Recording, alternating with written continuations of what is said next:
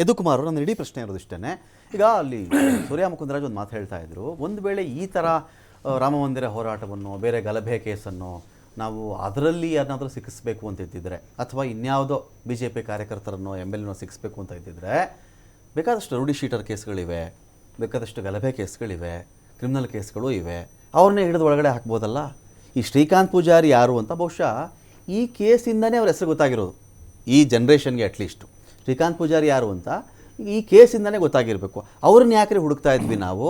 ಜನರಲ್ಲಾಗಿ ಒಂದು ಪ್ರೊಸೀಜರಲ್ಲಿ ಹಳೆ ಕೇಸ್ಗಳದ್ದೇನೋ ಒಂದು ಫೈಲ್ ಆಚೆ ಬಂದಿದೆ, ಆವಾಗ ಅವ್ರು ಕರ್ಕೊಂಡು ಹೋಗಿದ್ದಾರೆ, ಅವರೀಗ ಕೋರ್ಟಲ್ಲಿ ಇರಬಹುದು, ಅವ್ರಿಗೆ ಬೇಲ್ ಕೊಡಿಸ್ಲಿಕ್ಕೂ ಕೂಡ ಅವ್ರ ಕಡೆ ವಕೀಲರು ಓಡಾಡ್ತಾ ಇದ್ದಾರೆ.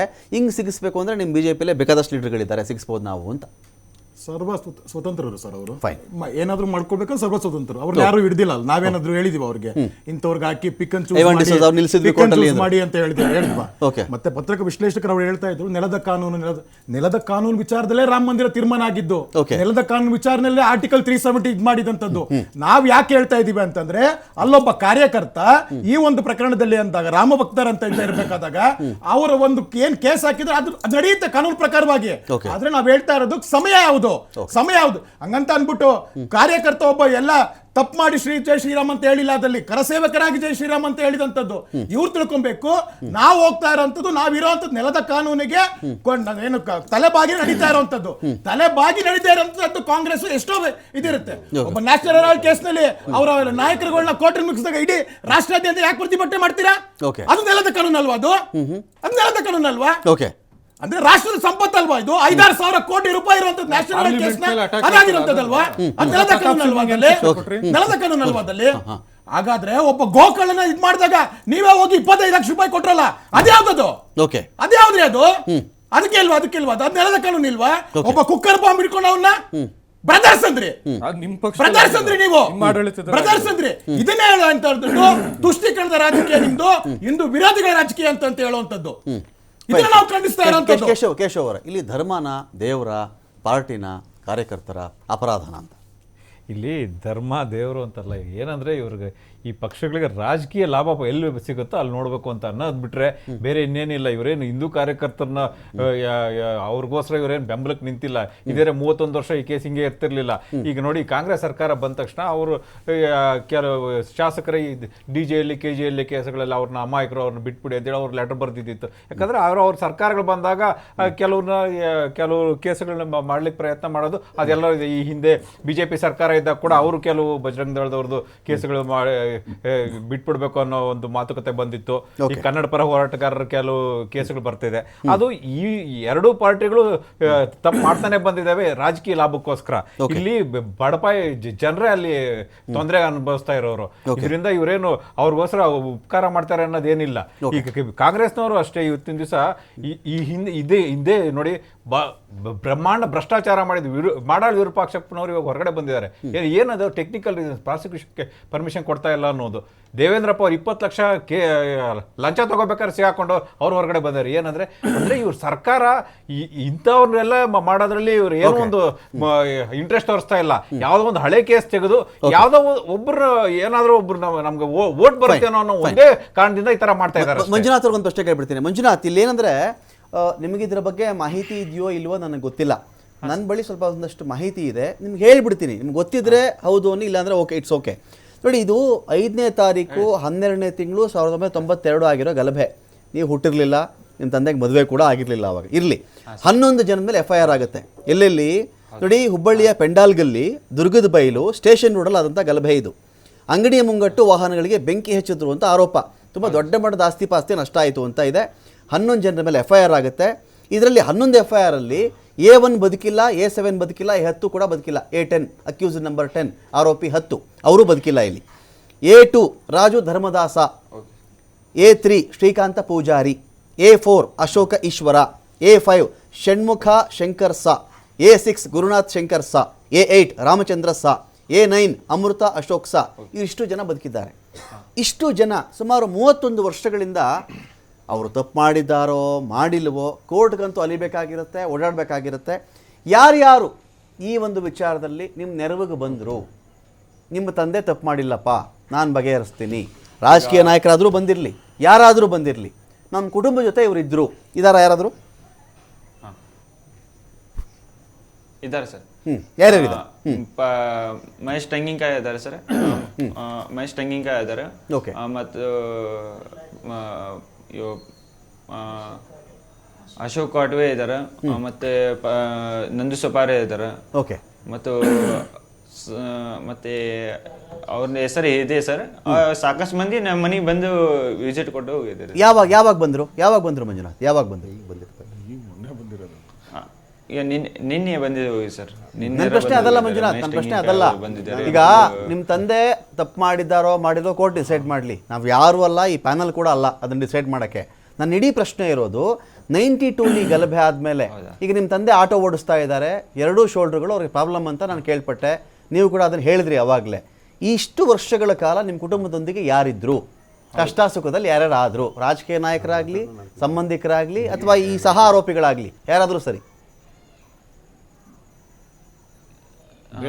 ಅವರು ನಮ್ಮಪ್ಪರು ಇದ್ದರು. ಮತ್ತೆ ಹಲೋ ಕೇಳಿಸ್ತಾ ಇದೆ, ಹೇಳಿ ಮಂಜುನಾಥ್. ಅಲ್ಲ, ಈ ಕೇಸ್ಗೆ ನಮ್ಮಪ್ಪರು ನಮ್ಮ ಮಮ್ಮಿ ಅಷ್ಟೇ ಇದ್ದರು ಸರ್. ಓಕೆ. ಇನ್ಯಾರು ಇದಕ್ಕೆ ನಿಮ್ಗೆ ನೆರವಿಗೆ? ಅವಾಗ ಏನಾಗಿತ್ತು ಗೊತ್ತಿಲ್ಲ ಸರ್ ನಂಗೆ, ಈಗಿಂದ ಅಷ್ಟೇ ಗೊತ್ತಿದೆ ಸರ್ ನಂಗೆ. ಅಲ್ಲಲ್ಲ, ನಿಮಗೆ ನೆನಪಿರುವ ದಿನಗಳಿಂದ ನೆರವಿಗೆ ಬಂದಿದ್ದವ್ರು ಇಷ್ಟು ಜನ ಇದ್ದಾರೆ ಅಂತ. ರಮಾಕಾಂತ್, ಇದರಲ್ಲಿ ಫೈನ್ ಮಾತಾಡ್ತೀನಿ ಮಂಜುನಾಥ್. ಈಗ ಅವರು ಸ್ನೇಹಿತರು ಪಿಕ್ ಅಂಡ್ ಚೂಸ್ ಅಂತ ಮಾತಾಡ್ತಿದ್ರಲ್ಲ. Okay. At the same time ಇದು ಯೂಸ್ ಅಂಡ್ ಥ್ರೋನು ಹೌದು. ಓಕೆ. ಮಂಜುನಾಥ್ ಹೇಳ್ತಾ ಇದ್ದಾರೆ ಅವರ ತಂದೆಯ ಆರೋಗ್ಯದ ದುಸ್ಥಿತಿಯ ಬಗ್ಗೆ. 2 ಶೋಲ್ಡರ್ಗಳು ಸಮಸ್ಯೆ ಇದೆ ಅವರಿಗೆ. ಇವತ್ತು ಆಟೋ ಓಡಿಸ್ತಾರೆ. ಈ ಒಕ್ಕೂಟದ ಕೇಂದ್ರ ಸರ್ಕಾರದ ಸಂಸದೀಯ ವ್ಯವಹಾರಗಳ ಸಚಿವರು ಹೇಳಿಕೆ ಕೊಡ್ತಾರೆ. ಈ ಕರ್ನಾಟಕ ನಾಡಿನ BJP ವಿರೋಧ ಪಕ್ಷದ ನಾಯಕರು ಹೇಳಿಕೆ ಕೊಡ್ತಾರೆ, ರಾಜ್ಯಾಧ್ಯಕ್ಷರು ಹೇಳಿಕೆ ಕೊಡ್ತಾರೆ. ಅವರ ಅತ್ಯಂತ ನಂಬಿಕಸ್ಥ ರಾಮನ ಬಂಟನಿಗೆ ಬಂಧನ ಆಗಿರೋದ್ರಿಂದ ನೋವಾಗಿದೆ ಅಂತೇಳಿ. ಈ 30 ವರ್ಷ ಆತ ಆಟೋ ಡ್ರೈವರ್ ಆಗಿ ಜೀವನ ಮಾಡಿದ್ದಾನೆ. ಆತ ದುಸ್ಥಿತಿಯಲ್ಲಿದ್ದಾನೆ. 2 ಕೈಗಳು ಆತನಿಗೆ ಸ್ವಾಧೀನ ಇಲ್ಲ ಅಂತ, ಅನಾರೋಗ್ಯ ಆಗಿದೆ ಅಂತ ಮಗ ಹೇಳ್ತಾ ಇದ್ದಾನೆ. ಅವ್ರ ಬಾಯಲ್ಲಿ ಬರ್ತಾ ಇದೆ, ಯಾರೂ ಬಂದಿಲ್ಲ ನಮ್ಗೆ ಇದುವರೆಗೂ ಅಂತೇಳಿ. ಒಂದು ಕೇಸು ಸಿಕ್ತು ನಮಗೆ ರಾಜಕೀಯವಾಗಿ ಬಳಸ್ಕೊಳ್ಳೋದಕ್ಕೆ ಅಂತ ಇವರೆಲ್ಲ ಹೋಗಿರೋದು. ಆತ ನಿಜವಾಗ್ಲೂ ಆತ ನಂಬಿಕೆಯಿಂದ ಮಾಡಿದನೋ ಪ್ರಚೋದನೆಯಿಂದ ಮಾಡಿದ್ನೋ ಕೇಸ್ಗಳಲ್ಲಿ ಆಗಿದೆಯಲ್ಲ. ಓಕೆ. ಈ ಥರ ಅಮಾಯಕರನ್ನ ಬಡವರನ್ನ ಬೀದಿಗೆ ತಳ್ಳಿ ಕೇಸ್ಗಳು ಹಾಕಿಸ್ಕೊಂಡ್ಮೇಲೆ ಇವ್ರು ರಾಜಕೀಯ ಬೆಳೆ ಬೇಯಿಸ್ಕೋತಾರ ಕಾಣ್ತಾ ಇದ್ದಾರಲ್ಲ. ಇದು ಅತ್ಯಂತ ದುರದೃಷ್ಟಕರ ಸನ್ನಿವೇಶ. ಆತ ಹೇಳ್ತಾ ಇದ್ದಾನೆ, ಯಾರು ನಮ್ಮ ನೆರವಿಗೆ ಬಂದಿಲ್ಲ ಅಂತೇಳಿ. ಇಷ್ಟು ದಿನ ಕಾಣಲಿಲ್ವಾ ಶ್ರೀಕಾಂತ್ ಪೂಜಾರಿ ಇವ್ರಿಗೆ? ಆತ ಅನಾರೋಗ್ಯಕ್ಕೀಡಾದಾಗ ಕಾಣಲಿಲ್ವಾ? ಆಟೋ ಓಡಿಸ್ತಾ ಬಡತನದಲ್ಲಿ ಬದುಕಿದಾಗ ಕಾಣಲಿಲ್ವಾ ಆತ ಇವ್ರಿಗೆ?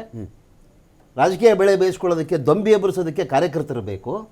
ಆಮೇಲೆ ಅವ್ರು ಕೇಸ್ ಹಾಕಿಸ್ಕೊಂಡು ಅವ್ರ ಭವಿಷ್ಯವನ್ನು ಹಾಳು ಮಾಡಿಕೊಂಡು, ಒಂದು ಸರ್ಕಾರಿ ಉದ್ಯೋಗ ಸಿಗೋದಿಲ್ಲ ಕ್ರಿಮಿನಲ್ ಕೇಸ್ ಆದರೆ, ಅಧ್ಯಯನ ಅಥವಾ ಅವ್ರ ಕೆರಿಯರ್ ರೂಪಿಸ್ಕೊಳ್ಳೋಕ್ಕಾಗೋದಿಲ್ಲ.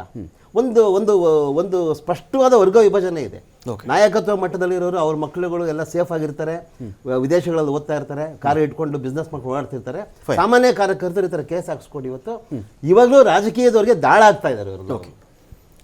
ಸೂರ್ಯ, ಇದು ಈಗ ಅನಿವಾರ್ಯತೆ ಏನಾದರೂ ಇತ್ತಾ ಅಂತ? ಅನಿವಾರ್ಯತೆ ಇತ್ತಾ ಅಥವಾ ಜಸ್ಟ್ ಒಂದು ಕೋರ್ಟ್ ಪ್ರೊಸೀಜರಲ್ಲಿ ಇದರ ನಡುವೆ ರಾಮನ ಭಕ್ತ, ಕರಸೇವಕ, ಅಥವಾ ಅವತ್ತು ರಾಮ ಮಂದಿರ ಪರ ಹೋರಾಟ ಮಾಡಿದಂಥ ಒಬ್ಬ ವ್ಯಕ್ತಿ ಅನ್ನೋ ಕಾರಣವನ್ನೇ ಹುಡುಕಿದ್ರ ಇಲ್ಲಿ? ಒಂದು, ನನಗೆ ನೀವು ಎಲ್ಲ ಮಾಹಿತಿ ತರಿಸ್ಕೊಂಡ್ರಿ, ನಾನು ಪ್ರಯತ್ನ ಪಟ್ಟೆ ಓಕೆ ಯಾವ ಪ್ರಕರಣದಲ್ಲಿ ಇವ್ರನ್ನ ಅರೆಸ್ಟ್ ಮಾಡಿದ್ದಾರೆ ಅಂತ ಕೇಳಕ್ಕೆ. ಈಗ ಒಂದು, ನಾನು ನಿಮಗೆ ಥ್ಯಾಂಕ್ಫುಲ್ ಆಗಿರ್ಬೇಕು, ಯಾಕೆಂದ್ರೆ ನೀವು ಕೊಟ್ಟಿರೋ ಲಿಸ್ಟಲ್ಲಿ ಆಮೇಲೆ 98, 99, 2002, 99, 2003, 2013, 2016, 1998, ಒಟ್ಟು ಇದರಲ್ಲಿ ಬರೀ ಅಕ್ರಮ ಸಾರಾಯಿ ಮಾರಾಟದ ಪ್ರಕರಣ 9 ಇದೆ. ಓಕೆ, ನೀವು ಕೊಟ್ಟಿರೋ ನನಗೆ ಮಾಹಿತಿ. ಅದಾದ್ಮೇಲೆ ದೊಂಬಿ ಪ್ರಕರಣಗಳು, ಹುಬ್ಬಳ್ಳಿ ಶಾರಾಟ, ಯಾವುದೂ ಅವ್ರ ಮಗ ಕೂಡ ಅಲ್ಲಗಳಿದಿಲ್ಲ. ಈ ಕೇಸ್ ಎಲ್ಲ ಕ್ಲಿಯರ್ ಆಗಿದೆ. 92 ಕೇಸ್ ಮಾತ್ರ ಉಳ್ಕೊಂಡು 92 ಒಂದಿದೆ. ಇದೆಲ್ಲ ಅಬ್ಕಾರಿ ಕಾಯ್ದೆ ಎಲ್ಲ ಬಿಡಿ, ಅದೇನೋ ಹೋಗ್ಬಿಡುತ್ತೆ. ಆಮೇಲೆ 2001 ಒಂದು ಇನ್ನೊಂದು ದೊಂಬಿ ಕೇಸ್ ಇದೆ. ಅದರಲ್ಲಿ 323, 324, 504, 506 ಹಾಕಿದ್ದಾರೆ. ಇದು ಯಾರಿಗೋ ಮಾರಣಾಂತಿಕವಾಗಿ ಹೊಡೆದಿರೋದು, ಹಲ್ಲೆ ಮಾಡಿರುವಂತ ಸೆಕ್ಷನ್ಸ್ಗಳಿದೆ. 92 ಸೆಕ್ಷನ್ಸು ಬರೀ ಅಕ್ರಮ ಕೂಟ 143, 147, 436, ಟ್ರೆಸ್ಪಾಸ್ 420 ಅದೇನು ಅಂತ ಇದಿಲ್ಲ. ಆಮೇಲೆ ಇನ್ನೊಂದು 323. ಅಲ್ಲ, ಈ ಕೇಸ್ ಬಗ್ಗೆ ಚರ್ಚೆ ಆಗ್ತಿದೆ ಈಗ, ಎಲ್ಲ ಬಗೆಹರಿದಿದೆ. ಇದು 92 ಹೇಳಿ ಕೇಸ್ ಆಗ್ಬಿಡುತ್ತೆ. 92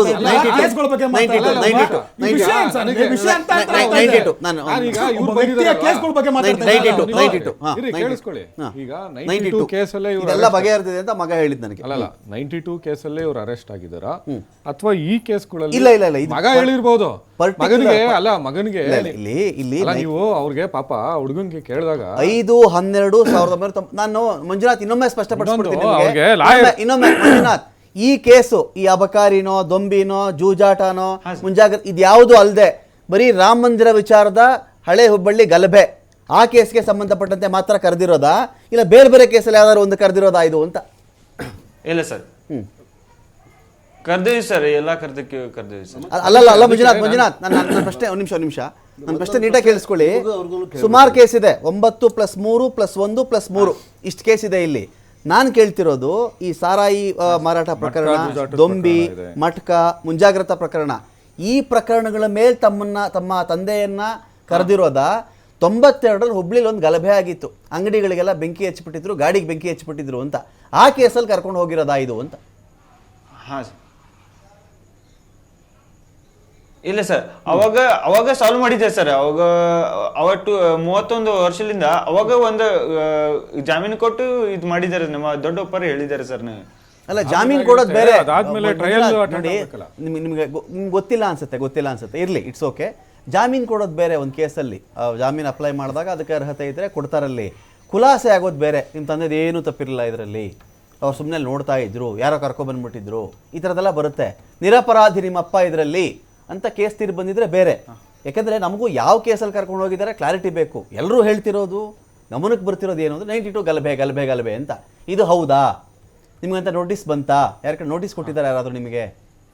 ಅರೆಸ್ಟ್ ಇಂಟಿಮೇಷನ್ ಇಲ್ಲ ಸರ್, ಅದೇ ಹೇಳ್ತಾ ಇದ್ದೀನಿ ಸರ್. ನಾನು ನೋಟಿಸ್ ಎದಕ್ಕೂ ಬಂದಿಲ್ಲ ಸರ್. ಏನಂತ ನೋಟಿಸ್ ಬಂದ್ರೆ ನಾ ಇದು ಹ್ಯಾಂಡಲ್ ಮಾಡ್ತಿದ್ದಲ್ಲ ಸ್ಟೇಷನ್ಗೆ ಹೋಗಿ, ಸ್ಟೇಷನ್ ಮೆಸೇಜ್ ಸುದ್ದ ಬಂದಿಲ್ಲ ಸರ್. ಅವರು ಬಂದು ಹೇಳಿಲ್ಲ ಸರ್. ಓಕೆ, ಇದು ಹೇಗೆ ಸೂರ್ಯಮುಖ? ಪೊಲೀಸ್ ಇಲ್ಲ, ನಾನು ಗೃಹ ಇಲಾಖೆ ಏನು ಮಾಹಿತಿ ಕೊಡದೆ ನೋಡಿ, ಇಲ್ಲಿ ಸಮನ್ಸ್ಗಳಿದಾವೆ ನನ್ನ ಕೈಯಲ್ಲಿ. ಟಿ ಪರಮೇಶ್ ನಾಯ್ಕು, ಆಮೇಲೆ ಇವರು ಪುಷ್ಪವನ್ನಾಥ್, ರೇವಣ್ಣ HM, ಇದು ಕೋರ್ಟ್ ಇಂದ ಬಂದಿರುವಂತ ಸಮನ್ಸ್. ಓಕೆ, ಈ ತರ NBW ಆಗಿ ಅವ್ರಿಗೆ ಸರ್ವ್ ಮಾಡಕ್ಕೆ ಅಂತ ಹೋಗಿರ್ತಾರೆ. ಈಗ ಅದ್ ಹೇಳಿದ್ರಲ್ಲ ಒಂದ್ ಮಾತು, ಮುಂಚೆನೆ ಗೊತ್ತಾಗ್ಬಿಟ್ಟಿದ್ರೆ ಸ್ಟೇಷನ್ ಹ್ಯಾಂಡ್ಲ್ ಮಾಡ್ಬಿಡ್ತಿದ್ದೆ ಅಂತ. ಸೊ ಇವ್ರೇನ್ ಮಾಡಿರ್ತಾರೆ, ಮುಂಚೆಯಿಂದನೂ ಪರಿಚಯ ಇರ್ಬೋದು. ಓಕೆ, ಇಷ್ಟೊಂದು ಕೇಸ್ಗಳಿದಾವೆ ಅಂದ್ರೆ ಪೊಲೀಸ್ನವ್ರ ಜೊತೆಗೆ ಒಂದು ಪರಿಚಯ ಇದ್ದೇ ಇರುತ್ತೆ. ಸೊ ಹ್ಯಾಂಡ್ಲ್ ಮಾಡ್ಕೊಂಡು ಸಮನ್ಸ್ ಇಲ್ಲ, ಅಡ್ರೆಸ್ ಅಲ್ಲಿ ಇಲ್ಲ. ಇವರು ಇರಿ ಒಂದ್ ನಿಮಿಷ, ತಪ್ಪು ಸರ್. ಅಲ್ಲಿ ಅವ್ರು ನೀವ್ ಯಾಕೆ ಅವ್ರನ್ನ ಡಿಫೈನ್ ಮಾಡ್ಕೊತೀರಾ? ನೀವು ಒಬ್ಬ ಕ್ರಿಮಿನಲ್ ಡಿಫೈನ್ ಮಾಡ್ಕೊತಿದ್ದೀರಾ? ಸರ್, ಕ್ರಿಮಿನಲ್ ಅಂತಲ್ಲ, ಯಾರೋ ಒಬ್ಬ ಅಮಾಯಕ ಆ ಕಡೆ ಹೇಳ್ತಾ ಇರ್ಬೇಕಂತ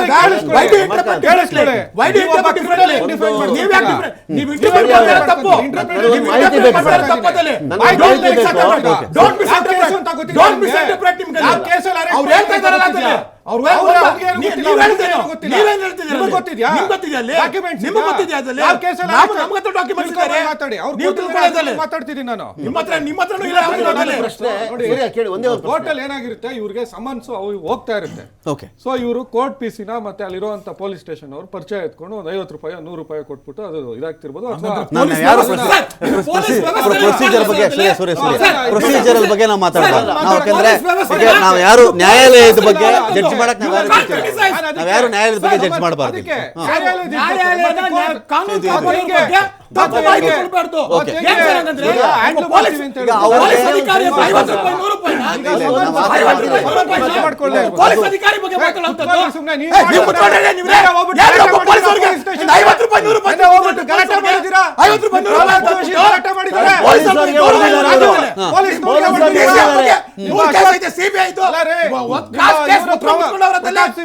ಪೊಲೀಸ್ನವ್ರ ಮೇಲೆ ಕಾರ್ ಎತ್ತಿಸ್ಕೊಂಡು ಹೋಗಿದ್ದಾರೆ, ಅದ್ರ ಮೇಲೆ ಕೇಸ್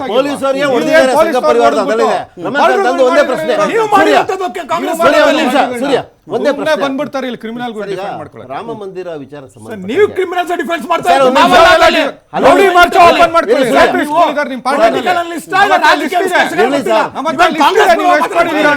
ರಾಮ ಮಂದಿರ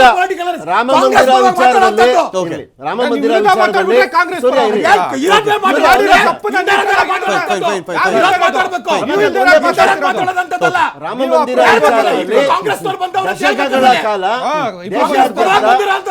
ಶೋಭೆ ಆಯ್ತು.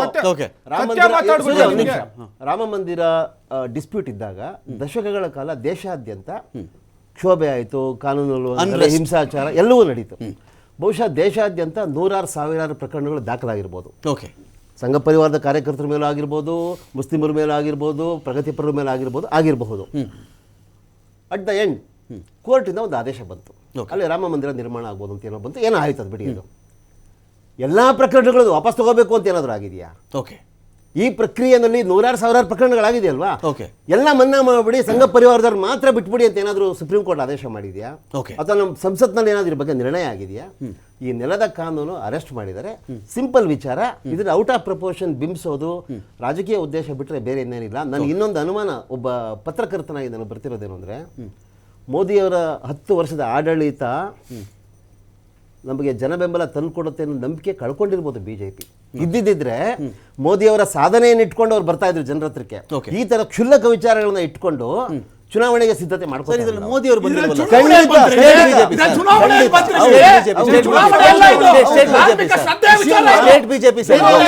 ಮೋದಿ ಬಂದಿಲ್ಲ ಇಲ್ಲಿ, ಸ್ಟೇಟ್ ಬಿಜೆಪಿ.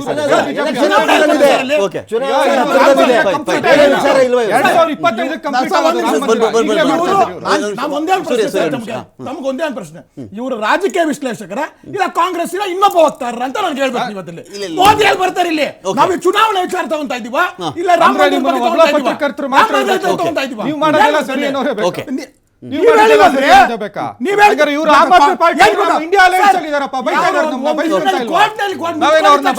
ಸೋನಿಯಾ ಗಾಂಧಿ ರಾಹುಲ್ ಗಾಂಧಿ ಇಡೀ ದೇಶ ಪ್ರತಿಭಟನೆ ಮಾಡ್ತಾರೆ. ಒಬ್ಬ ರೌಡಿ ಡಿಫೆಂಡ್ ಮಾಡ್ಕೊಂತೀರ.